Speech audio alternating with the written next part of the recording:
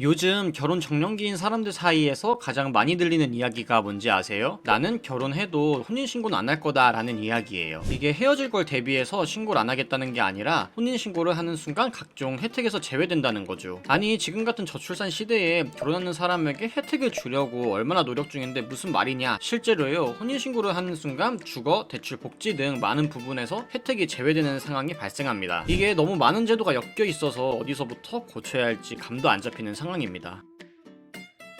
우선 맞벌이 가구의 월 평균 소득은 얼마일까요? 통계청에 따르면 23년 1분기 기준으로 월 791만원 정도의 소득을 벌고 있다고 합니다. 연봉으로 단순 계산해보면 연 9,500만원 정도 되는 것 같아요.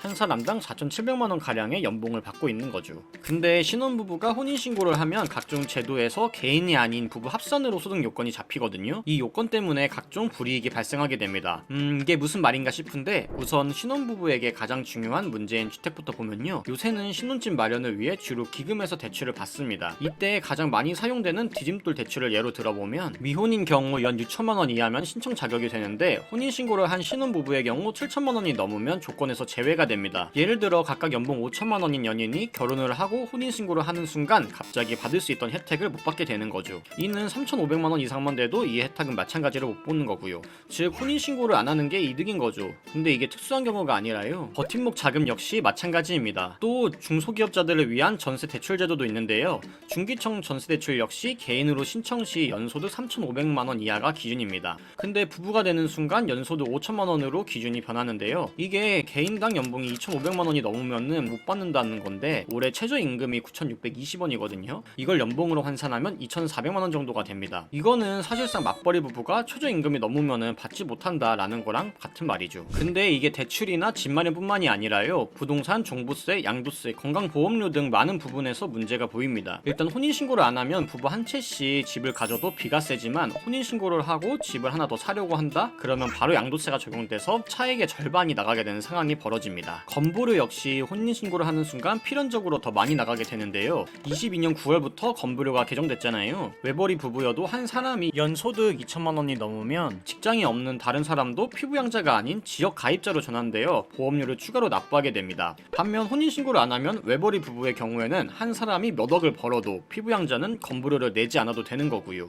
이와 같은 제도적 문제 때문에 혼인신고를 안 하는 위장 미혼이 늘고 있다, 이렇게 보면 될 것 같아요. 서로 인연이 되어 결혼을 하고 기쁜 마음으로 혼인신고를 했더니 국가 제도로 인해 결혼 페널티가 시작되게 되는 거죠. 그것도 영구적으로요. 또 이 못지않게 위장이혼 역시 늘어나고 있거든요. 이게 또 문제입니다. 주요 요지를 살펴보면 결혼을 하고 위장이혼을 해서 한부모 가정으로 둔갑해 각종 혜택을 받겠다는 건데요, 이 혜택이 양육, 돌봄, 주거, 교육, 복지 혜택, 양도세 회피 등등 의식주 전반적으로 받을 수 있는 것이다 보니 이걸 적용받기 위해 위장이혼이 계속 나타나고 있는 상황입니다.